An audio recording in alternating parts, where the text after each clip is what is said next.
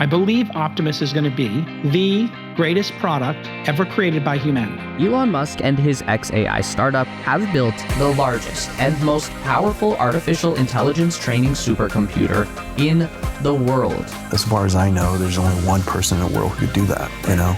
This is an arms race of epic proportions. He's a big thinker. You guys went on Fox the other day with the Doge team. You saw Elon's face nodding while they were speaking with a grin ear to ear. Right. He was proud. He is proud. xAI has acquired X in an all-stock transaction. Tesla's first robo-taxis are officially on the road. The company's board proposed a new compensation package for the CEO that could pay him just about $1 trillion in stock. He gets nothing if he doesn't hit the numbers. SpaceX will buy wireless spectrum licenses from EchoStar for its Starlink satellite network for about $17 billion. 3, 2, 1.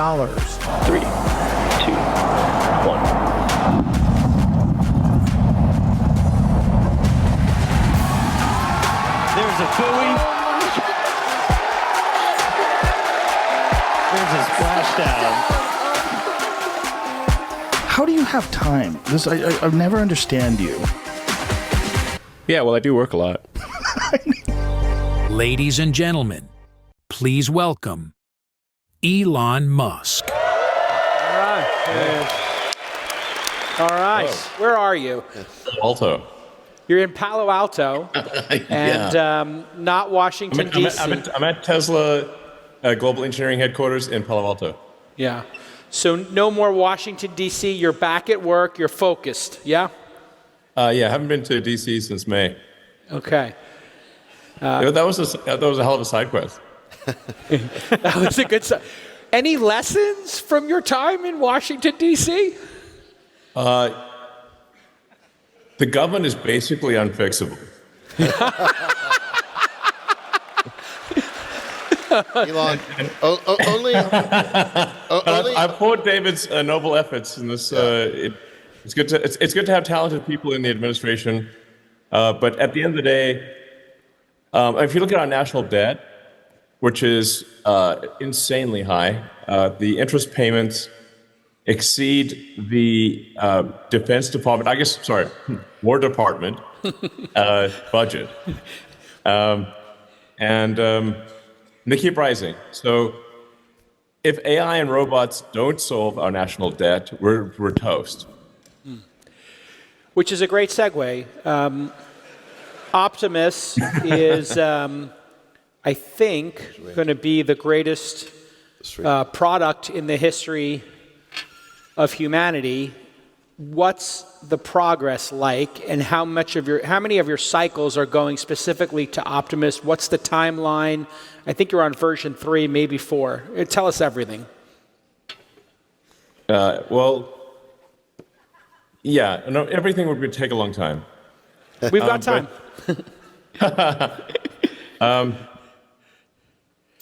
We're finalizing the design of Optimus version 3, and that really is going to be a very remarkable robot. It will have essentially the manual dexterity of a human, so meaning a very complex hand. An AI mind that can navigate and comprehend reality, and it will be made in very high volume. Those are the 3 things that are missing. Like if you see any other robotics company, they're missing those 3 things. Those are the 3 really hard things. I spend actually at this point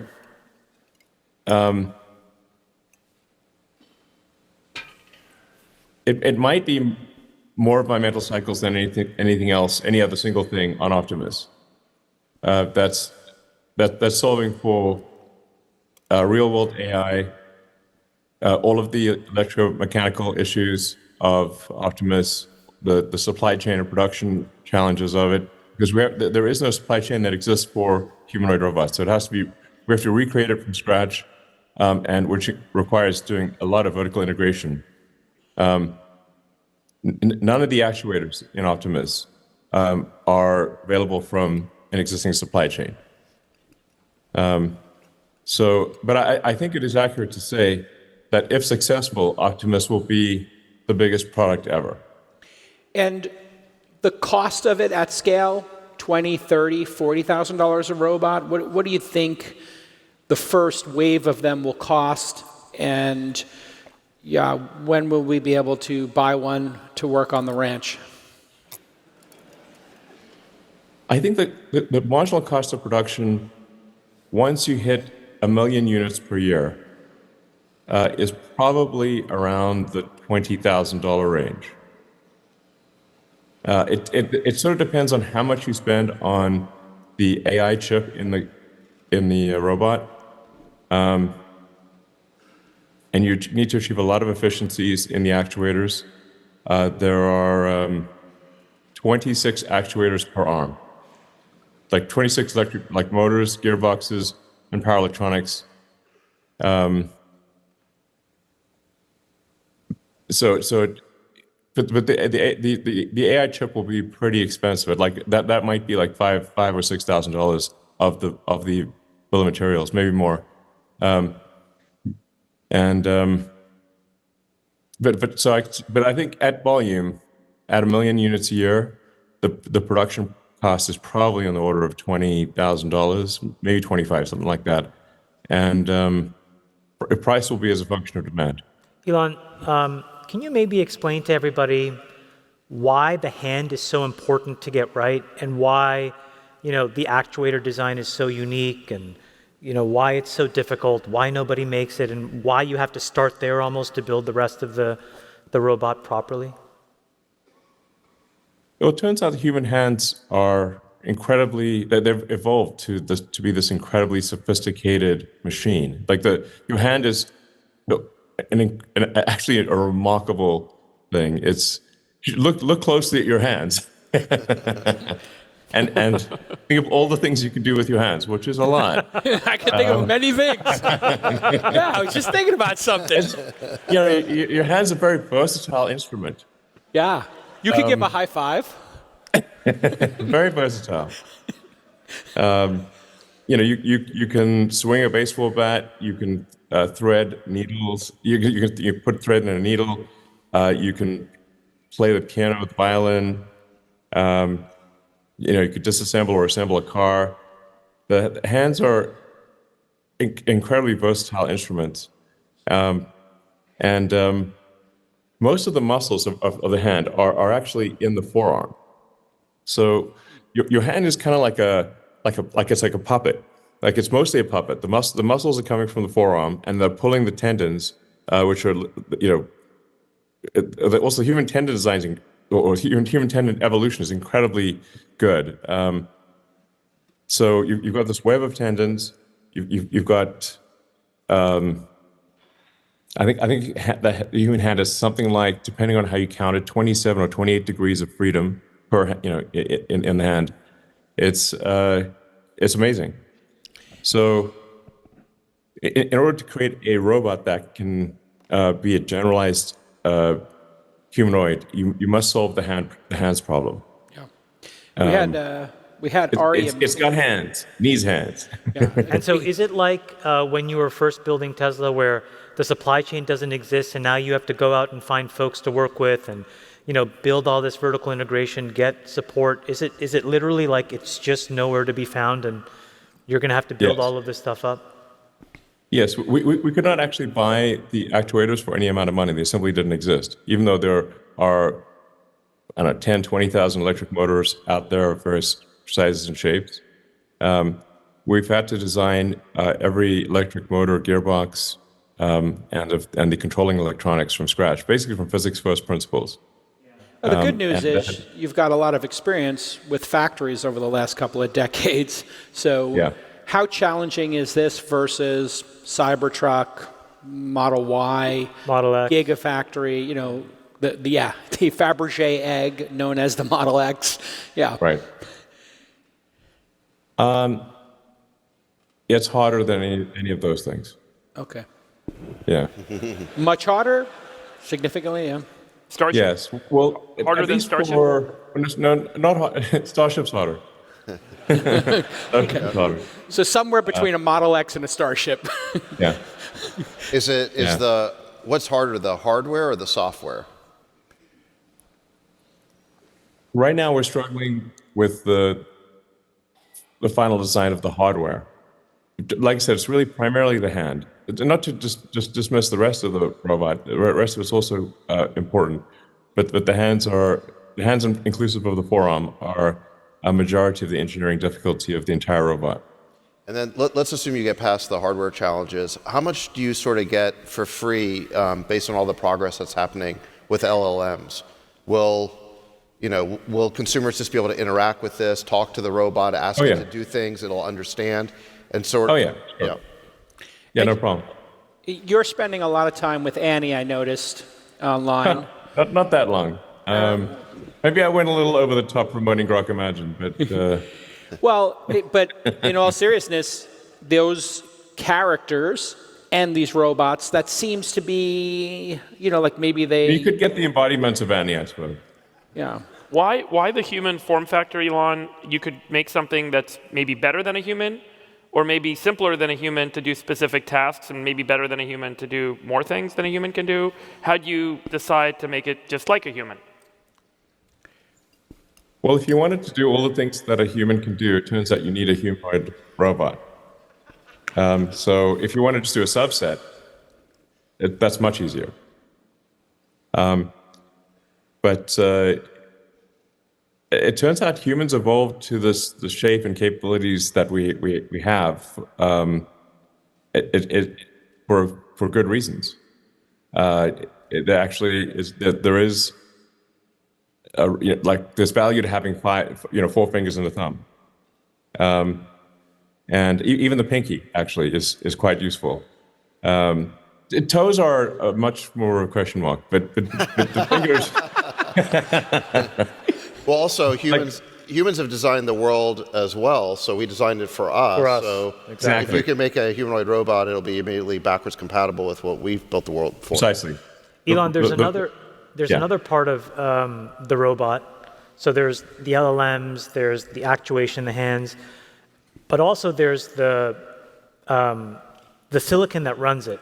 And there was, Dojo, I think you posted on X AI5 and AI6, and it just seemed like you were incredibly excited about the direction in which the silicon layer was also going. Can you tell us about that and what that is, and what are we building here? What is being built? Is it a complement to everything that exists in the world? Is it a potential long-term competitor? What is it? So at Tesla, we basically had 2 different chip programs, one Dojo and one Dojo on the training side, and then what we call, AI4, it's just our inference chip. The AI4 is currently shipping in all vehicles, and we're finalizing the design of AI5, which will be an immense jump from AI4. By some metrics, the improvement in AI5 will be 40 times better than AI4. Wow. So not 40%, 40 times. And this is because we work so closely at a very fine-grained level on the AI software and the AI hardware. So we know exactly where the limiting factors are. And so effectively, the AI hardware and software teams are co-designing the chip. So a 40x improvement in the silicon, I think then as everybody here in the audience experiences it, is that just almost like an order of magnitude increase in the quality of FSD and the safety that you experience as a Tesla driver, and then the quality of the robot? Like, where does it all manifest when you bring it up and actually get it into production? Yeah, to be precise, the 40x is on, if you say like, compared to the worst limitation on AI4, which is running the softmax operation. Yeah. We currently have to run softmax in around 40 steps in emulation mode, whereas that'll just be done in a few steps natively in AI5.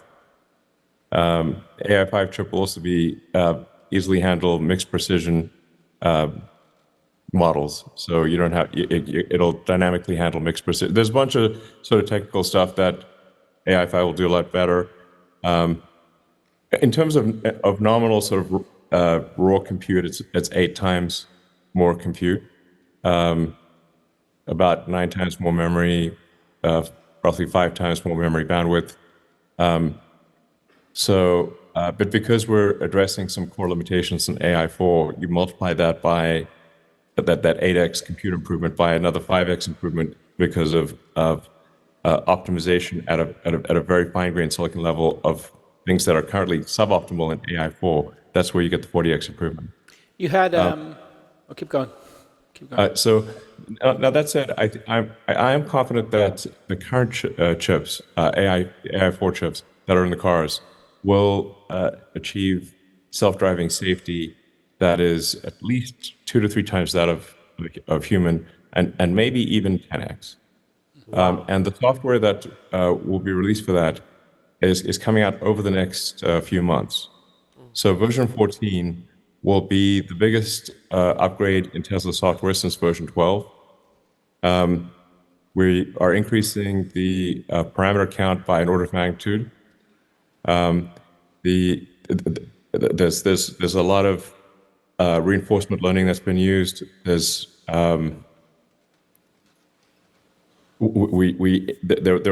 like you can think of AI sort of as a way of compressing reality, and some of those compression steps were too lossy, and we addressed the lossiness in the compression steps. So these are all software updates that'll go out. So just over-the-air updates. Your car is going to feel like it is sentient by the end of the year. Yeah, it feels that way already, to be honest. I saw in the trades that you spent about $17 billion on some spectrum, and so some couch change to enable your satellites and the Starlink network to connect directly with phones. What will that look like in a year or two? Are we going to drop our Verizon account and just expand our Starlink account? We're kind of hoping, because Verizon kind of sucks. How many of you want a Starlink phone? Who wants a Starlink phone? Oh. Is it technically Elon, possible? I know you can't see it, but it's everyone. Yeah, it's everyone. All right, cool. So this is a kind of a long-term thing. It will allow SpaceX to deliver high bandwidth connectivity directly from the satellites to the phones. But there are hardware changes that need to happen in the phone. So since these frequencies are not supported in current phones, the chipset has to be modified to add these frequencies. And that probably is a 2-year time frame. So the phones that are able to use the spectrum that was acquired probably start shipping in around 2 years. And then we also need to build the satellites that are going to communicate on those frequencies. So in parallel, we're building the satellites and working with the handset makers to add these frequencies to the phones. And then the satellites and the phones will then handshake very well to achieve high bandwidth connectivity. But the net effect is that you should be able to watch videos anywhere on your phone. Wow. And it's going to be crazy. And do these frequencies, would they work indoors inside buildings? You know, like yes. Your phone currently does? Okay. Oh. And so, will you be able to have basically if you're in a building with a thick metal roof, then no. But no, the same types of normal homes. Yes, yes. Elon, is your vision for this that instead of having an AT&T account and then roaming when you're in the UK or you're in India, it's just we could have one direct deal with Starlink. It works all over the world. Eventually, not today, but at some point. Is that the end goal? That basically we don't need a regional carrier. We have a global carrier, and that would be you. That would be one of the options. To be clear, we're not going to put the other carriers out of business. They're still going to be around because they own a lot of spectrum. So there's, but yes, you should be able to have a Starlink like you have an AT&T or T-Mobile or Verizon or whatever. You should you could have account with Starlink that works with your Starlink antenna at home for your Wi-Fi as well as on your phone. And it would be a comprehensive solution for high bandwidth at home and for high bandwidth direct to cell. Could you buy some carriers to have more spectrum? Maybe you could buy Verizon? Not out of the question. I suppose that may happen. Let's talk about Starship. You just had a really what appeared to be a phenomenal launch. How close is it to being predictable and ready to go in a commercial setting? I think we'll recover the ship next year. We've got one more launch of the Starlink version 2 stack. But there's only one booster and ship left that's in the version 2 design. And then thereafter, it's version 3, which is a gigantic upgrade because that's got Raptor 3, and pretty much everything changes on the rocket with version 3.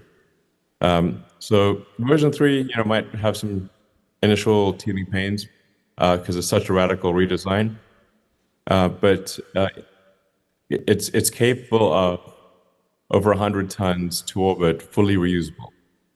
And I think unless we have some very major setbacks, SpaceX will demonstrate full reusability next year, catching both the booster and the ship, and being able to deliver over 100 tons to a useful orbit. What does the best rocket in the world do now in terms of tonnage to space? Well, in terms of sort of commercial rockets, there's Falcon Heavy, which will do with side booster reuse, will do about 40 tons. So this is 5 times bigger, yeah. Well, 2.5 times bigger, but Starship would be full reusability. Got it. Okay.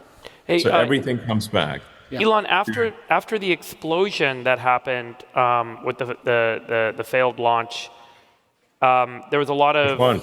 Sorry. which failed? Oh, the more recent one. The more recent with the Starship with the big boom. Yeah, and the so big boom on the Starship, base. And there was there was a lot of proclamations that there's going to be environmental and FAA and all these other sorts. The recovery back to the launch pad again was incredibly fast. How did you get back so fast? Not just technically and work-wise, but just like regulatory clearance-wise, because they said there were going to be all these questions and reviews and so on.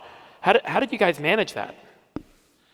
Well, there were a lot of questions and reviews. We got through them all. And credit to the SpaceX team. They worked incredibly hard, and they got the next ship and booster tested and on the pad and flown. And huge credit to the SpaceX team. Very proud of them for doing such a great job recovering. Creating a fully reusable orbital rocket is one of the hardest engineering problems ever. It's certainly, a candidate for most difficult engineering project ever. It's on the podium at least. So it's that's been the goal of SpaceX from the beginning, from 2002, and here we are 23 years later. So it's a long journey, and with a super talent, like by far I think the most talented group of rocket engineers that's ever been assembled. And we're finally, next year, I think we'll be able to achieve full reusability. Elon, what are the big technical blockers that you're focused on there between now and that full reusability? Are there some showstoppers where you're just kind of literally just obsessing over trying to figure out still, or is it more about getting through a laundry list of your learnings and just integrating it into the next launch? Well, for full reusability of the ship, there's still a lot of work that remains on the heat shield.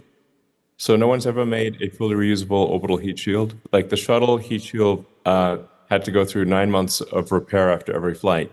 Right. So no one has ever made a fully reusable orbital heat shield. And is that a material science problem, or is that an engineering problem, or both? Yeah, I mean, it's a material science engineering problem. So but we really are looking at the fundamental physics here. Again, physics first principles, and trying to figure out how do we make something that can withstand the heat, is very light, doesn't transmit the heat to the primary primary structure, but then whose integrity is all intact. the tiles stay on and they don't crack. Yeah. And then as you ascend, if you hit some rain, the tiles don't dissolve in rain. There's a lot of different issues. And then you really need to know that these tiles are working. You can't go through this laborious inspection. So it really needs to be these tens of thousands of tiles all work and don't need to be refurbished or checked one by one. That was the case with the shuttle. Can we maybe switch now? I mean, who else were you talked about Tesla? Then you go to SpaceX. Yeah. Now I'd like to ask you some questions about Grok and XAI. You want to just give us an update? I think you kind of talked about where the next gen model is, and you said something incredible. I still don't think people really understand it, which is, there's going to be a next training run where you expect, not to start from the, Common Web and Common Crawl, where you expected an enormous amount of synthetic data. Just tell us about how the evolution of Grok is going and this innovation and why it's so important. Yeah, so we're running using a lot of inference compute and reasoning to look at all of the source data, which is really the corpus of human knowledge, and then thinking about each piece of information and then adding what's missing, and correcting mistakes and removing falsehoods from that training data. So it's like if you take, say, Wikipedia as an example, but this really applies to books, PDFs, the websites, every form of information. The Grok is using heavy amounts of inference compute to look at, as an example, a Wikipedia page and say, what is true, partially true, or false, or missing in this page. Now rewrite the page to correct remove the falsehoods, correct the half-truths, and add the missing context. Well, Elon, by the way, could you just publish that? Could we create like a Grokopedia? I mean, that would be especially very for our valuable. bio pages, Because which are a Wikipedia- disaster. Yeah, Wikipedia is so biased, and it's a constant war. If something gets corrected, 5 minutes later, there'll be an army of people trying to. I mean, it's become hyper partisan, and there's activists all over it. So if you do fix, for example, Wikipedia as a source of truth, it'd be great to publish that just so that the world has it. All right, I'll talk to you about that. So talk to the team about that, like a Grokpedia or whatever. Here's the Grokpedia version. It'd be interesting, yeah. And then just have it out there for. Where, in terms of people here like it. In terms of training Grok 5, you're scaling up your supercluster in Colossus and Memphis. Colossus 2 now, yeah. But we have a second one. Yeah, could you give us an update on that? And then also, as part of that, where are we in the scaling laws? If you scale a bigger cluster, do you get a more powerful AI model? Is there a point of diminishing returns? Or like how much more compute, if you throw twice as much compute at it, do you get a 10% better model? Do you get a 100% better model? Like, is it log linear? What, I guess, how much more juice is there left in scaling hardware, do you think? I think there's a natural logarithmic function associated with the amount of compute. So then, like, say for argument's sake, like 10x more compute will double the intelligence. Maybe that might be a rough rule of thumb. But that still means that you go from 100 IQ to 200 IQ. It's still pretty big deal. And I think we'll see intelligence continue to scale all the way up to where most of the power of the sun is harnessed for compute, and then ultimately most of the power of the galaxy. Sort of Kardashev 2, Kardashev 3 scale compute. So I guess one should think of artificial intelligence not as sort of this, a destination that you reach, but really as part of the overall escalation of intelligence that we are aware of. Human intelligence has also scaled as as the population has increased, and we've been able to store more and more information. Human intelligence has scaled. Now, because of population declines and low growth rate, human intelligence is somewhat plateauing and will actually decline. And my guess is that I think that we might have AI smarter than any single human at anything as soon as next year. Wow. Yeah. And then probably within 2030, probably AI is smarter than the sum of all humans. Do you think humans are on the decline because the AI is evolving? Do you think there's this evolution of the ecosystem on Earth that's underway that we don't really understand the structure of what's going on, but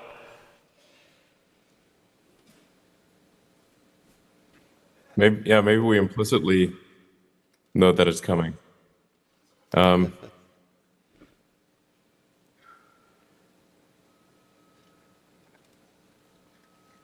Yeah. I mean, I hope the birth rates turn around. I'm a big proponent of increased birth rate, obviously. Well, are you doing anything about it or no? Yeah, I'm trying to set a good example. We had a big conversation at this conference we didn't expect, which is suicidal empathy, the West, this declining birth rate. I noticed you've been pretty active about it. And open borders. And open borders. Which is like let the invaders in. Yeah, Tucker could all three of those be the same thing? It seems like there's a number of symptoms of the West being suicidal. The most obvious one being the birth rate is not at replacement level. So obviously if that continues indefinitely, then the West will literally not reproduce enough to replace itself. But there's other things too. There's the fact that the borders were totally opened to the point where Western culture, the social fabric started to come apart. And you see this especially in Europe, where they're, the indigenous cultures of the UK or France or Germany are starting to potentially be taken over by cultures of people who are brought in and aren't assimilating. You have crime, where we have this case on social media right now, this young woman, Irina, who's just killed in a senseless way on a subway. Which is horrific enough in and of itself, but then in addition to that, the elite media just for whatever reason just refused to cover it like it didn't exist.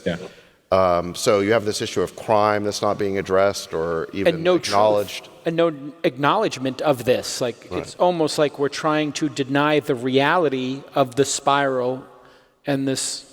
So you have all these data points that seem to suggest that the West is suicidal or doesn't seem to want to defend itself or propagate itself.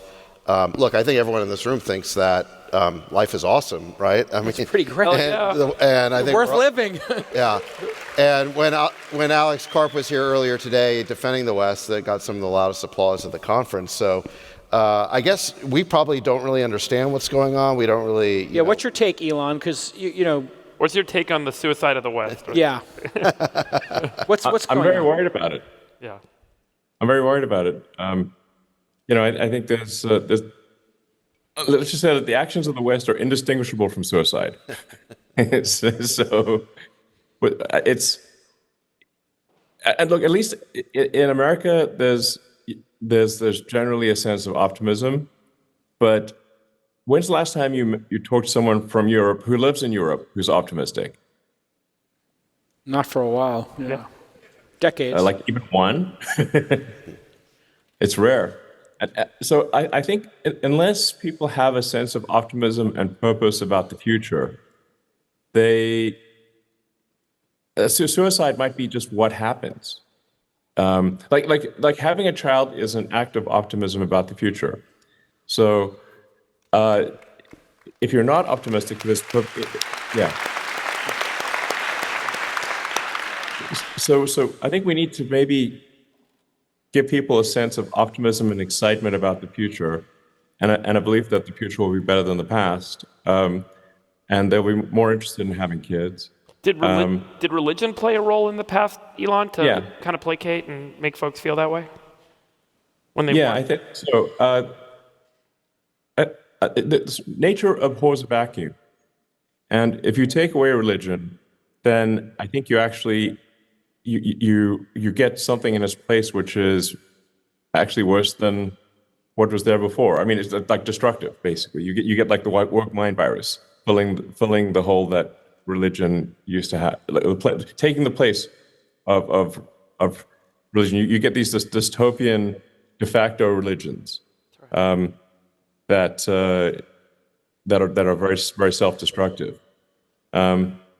So I think perhaps some sort of revival of religion, or at least what we need is some coherent philosophy that people can get excited about. I mean, for me, it's a philosophy of curiosity. I'm curious about the nature of the universe, and I want to go out there, and I want humanity to be out there exploring the stars, maybe meeting alien civilizations.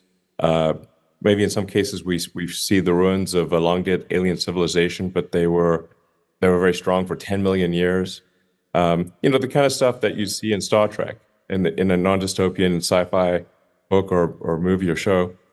And so I have a philosophy of curiosity of like, I just want to know what's going on, and in order to know what's going on, we must have an increase in the scope and scale of consciousness. We must expand as consciousness. We must grow humanity, and we must extend humanity in order to comprehend to understand the universe, or even what questions we should ask about the answer that is the universe. Douglas Adams' book, The Hitchhiker's Guide to the Galaxy, is actually a deep book on philosophy disguised as humor. And the point he was trying to make in that book was that the questions are the hard part. The answer is the universe. Like, the answer is everything you see around you. But what are the questions that we don't know to ask? Yeah. Now, some of the questions, I guess, I do know. I'd like to know, is the standard model of physics correct about the origins of the universe? Are we actually 13.8 billion years old? How does the universe end? Does it end in a heat death or in some other way? Are we in a black hole? We might be. Right. Elon, can you talk about the whole sort of simulation question? Are we a simulation? Maybe. I don't know. Where do you think we find the answer first? In AI or in the stars? Because you're pursuing both, obviously. Yeah, I don't know if I hope more people can get behind a philosophy of curiosity. Yeah. Because I think it's very exciting. Yeah. And inherently optimistic. Because there's this amazing sense of wonder about the nature of the universe. Yeah. And when you uncover some secrets of the universe, that's amazing. And you're like, a whole world of understanding is opened up. I mean, we used to not even know where all the continents were. It used to be like, just the map would be, there be dragons. And like, all we know is that when they sailed in that direction, they didn't come back. I mean, the moon base. That's all they knew. I kind of feel like the moon base, or just going to the moon for real this time, would be a big step in the right direction. You still have the moon planned? What's the status of that? Is that still on the agenda? Yeah, I think having I think we want to try to reach new heights as a civilization. Yeah. So I think that it's fine to go to the moon, but we should go to the moon in order to establish a lunar base, like a lunar research base. Yeah. I mean, there are parts of the moon that are perhaps older than parts of Earth. And we might understand more about the nature of the universe if we had a science base on the moon. Yeah. That would be very cool. And then we obviously want to go beyond the moon to Mars and build a self-sustaining city on Mars. I do think that that there is a fork in the road of human destiny where if we can establish a self-sustaining city on Mars, with the key test being if the resupply ships from Earth stop coming for any reason, does Mars continue to prosper or does it die out? At the point at which Mars is able to prosper and grow on its own, the probable lifespan of consciousness is dramatically greater because we are no longer dependent on everything going right on Earth.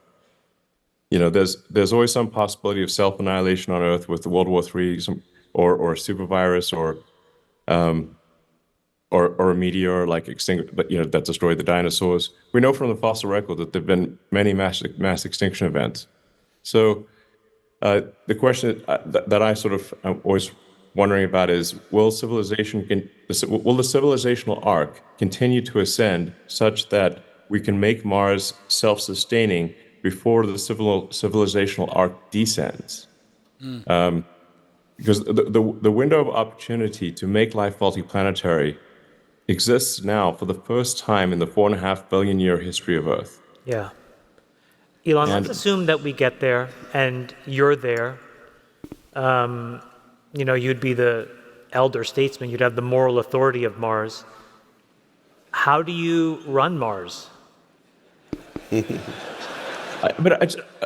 There's this point that I think I want to just emphasize again that it's more important than the form of governance on Mars or who's there in the early days.